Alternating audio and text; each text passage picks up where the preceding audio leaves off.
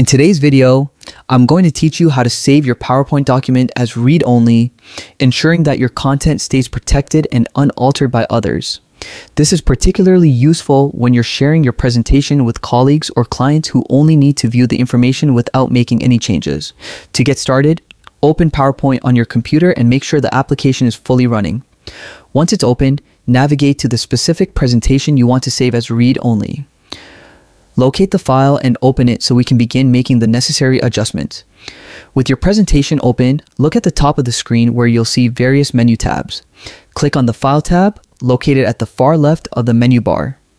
This will open a new interface with several options for managing your presentation. Under the File tab, select Info. This section provides important details about your file and tools to manage privacy and permissions, which are crucial for maintaining the integrity and security of your content. In the Info section, look for the Protect Presentation button. Clicking it will expand a drop-down menu with several options to help secure your file. From these options, select Always Open Read-Only.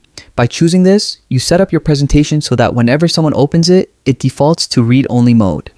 This means viewers can see your content, but they won't be able to edit or change it unless they intentionally disable the read-only setting. It's a simple yet effective way to prevent accidental edits and ensure your presentation remains intact. Once you've done this, it's a good idea to double-check that the document opens correctly as read-only, especially if you plan to share it widely.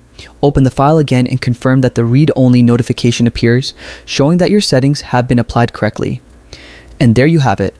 You've successfully learned how to save a PowerPoint document as read-only, giving you control over the content you share. Thanks for joining me in this tutorial, and I hope you found it helpful. Don't forget to like and subscribe for more useful guides like this one. Happy presenting!